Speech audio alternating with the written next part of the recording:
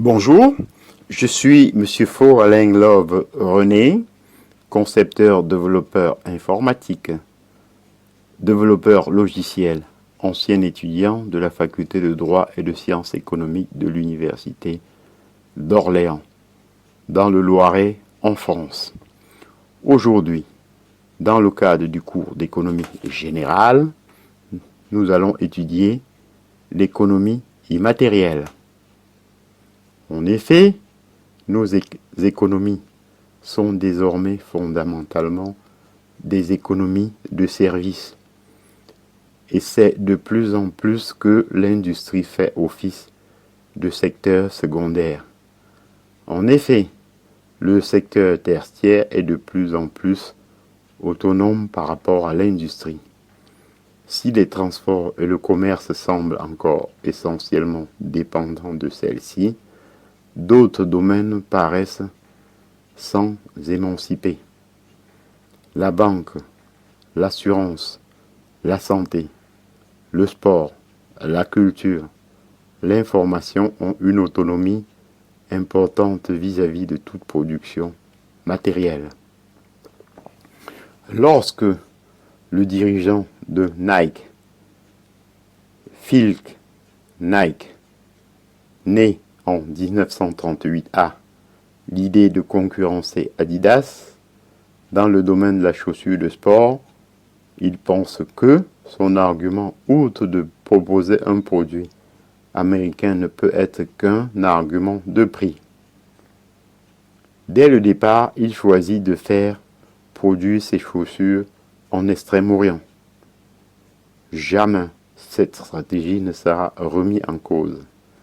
Knight se concentre sur l'essentiel. D'une part, la conception des chaussures, de l'autre, la proportion de celles-ci. Le savoir-faire de Nike est donc détaché de la production, au moins autant que son faire savoir. Nike n'est qu'une technologie soutenue par une image, un logo et un slogan, principalement de l'immatériel, sur un coût total de $65 pour une paire de chaussures. Le coût du travail représente moins de $2,5. Le reste, c'est surtout de la communication et de la distribution. Un produit, c'est ce qui se fabrique en usine. Une marque, c'est ce qu'achète le consommateur. Cette philosophie, sobrement énoncée par le publicitaire Peter Schweizer, né en 1939, est un dogme de base de cette nouvelle donne économique.